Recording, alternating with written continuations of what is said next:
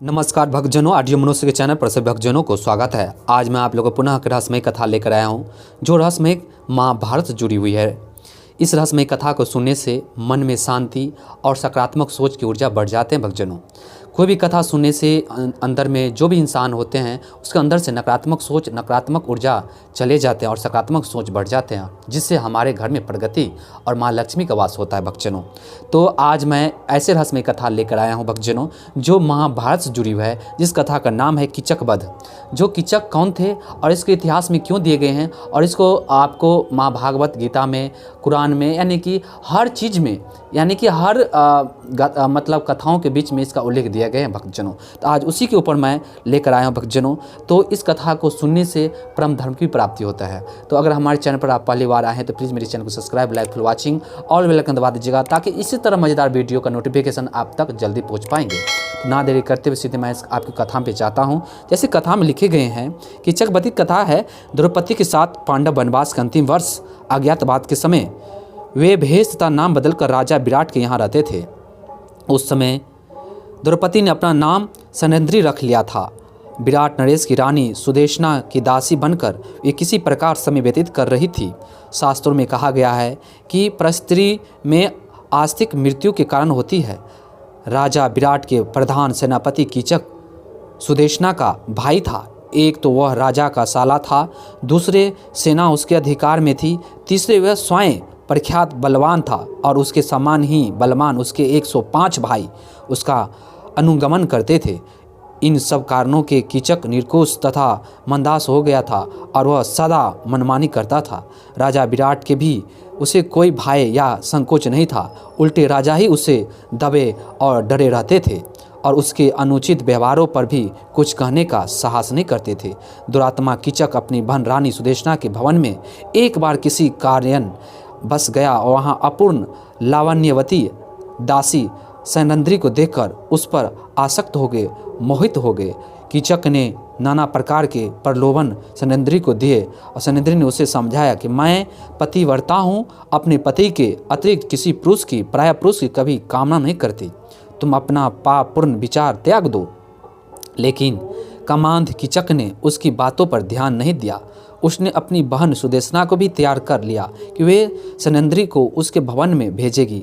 रानी सुदेशना ने सनंद्री के अस्वीकार करने पर भी अधिकार प्रकट करते हुए डांट कर उसे कीचक के भवन में जाकर वहां से अपने लिए कुछ सामग्री लाने को भेजा। सनंद्री जब कीचक के भवन में पहुंची तब वह दुष्ट उसके साथ बल प्रयोग करने पर उतारू हो गया। उसके धक्का देकर वह भागी राजा सभा में पहुंची, परंतु कीचक ने वहां पहुंचकर राजा विराट के सामने ही उसके केस पकड़कर भूमि पर पटक दिया और पैर की एक ठोकर लगा दी। राजा विराट कुछ भी बोलने का साहस न कर सके। सनंद्री बनी द्रौपदी ने देख लिया कि इस दुरात्मा से विराट उसकी रक्षा नहीं कर सकते हैं। कीचक और भी धृष्ट और भी उस पर दुष्टता करते रहे। अंत में व्याकुल होकर रात्रि में द्रौपदी भीमसेन के पास गया और रोकर उसने भीमसेन से अपनी व्यथा कही। भीमसेन ने उसे आश्वासन दिया, दिलासा दिया। दूसरे दिन सनंद्री ने भीमसेन की सलाह के अनुसार कीचक को प्रसन्नतापूर्वक बातों की ओर रात्रि में उसे नाट्यशाला में आने को कह दिया। राजा विराट ने नाट्यशाला अंतपुर की कन्याओं के लिए नृत्य और संगीत सीखने में काम आती थी। वहाँ दिन में कन्याएं विद्या का अभ्यास करती थी, किंतु रात्रि में वह सुनी रहती थी। कन्याओं के विश्राम के लिए उसमें एक पलंग पड़ा था। रात्रि का अंधकार हो जाने पर भीमसेन चुपचाप आकर नाट्यशाला में उस पलंग पर सो गए। कामांध कीचक सज धज कर वहाँ आया और अंधेरे में पलंग पर बैठकर भीमसेन को सनंद्री समझकर उसके ऊपर उसने हाथ रखा। उछलकर भीमसेन ने उसे नीचे पटक दिया और उसे उस दुरात्मा की छाती पर बैठ गए। कीचक बहुत बलवान था।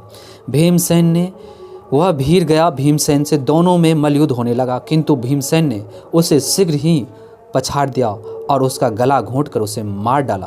फिर उसका मस्तक, हाथ पैर इतने जोर से दबा दिए कि सब धर भीतर घुस गए। कीचक का सिर एक डरावना सा बन गया। प्रातःकाल सनंद्री ने ही लोगों को दिखाया कि उसका अपमान करने वाला कीचक किस दुर्दशा को प्राप्त हुआ, परंतु कीचक ने 105 भाइयों ने सनंद्री को पकड़कर बांध दिया। वे उसी कीचक के सब के साथ चिता में जलाने देने के उद्देश्य से शमशान ले गए और सनेन्द्री क्रंदन करती इसके बाद करती जा रही थी। उसका विलाप सुनकर भीमसेन नगर का परकोटा कूदकर शमशान पहुँचे। उन्होंने एक वृक्ष उखाड़कर कंधे पर रख लिया और उसी से कीचक के सभी भाइयों को यमलोक भेज दिया। सनेन्द्री के बंधन उन्होंने काट दिए। अपनी और काम शक्ति के कारण दुरात्मा कीचक मारा गया और पापी भाइयों का पक्ष लेने के कारण उसके 105 भाइयों भी बुरी तरह मौत मारे गए। भक्तजनों, तो आज के लिए कथा यहीं पर हम विराम करेंगे और ये कथा आप लोग कैसे लगे जरूर कमेंट बॉक्स में कमेंट कीजिएगा। आज की कथा का विराम दे रहा हूँ, तो आप लोग का दिन शुभ मंगलमय हो। जय श्री हरि, जय श्री कृष्णा।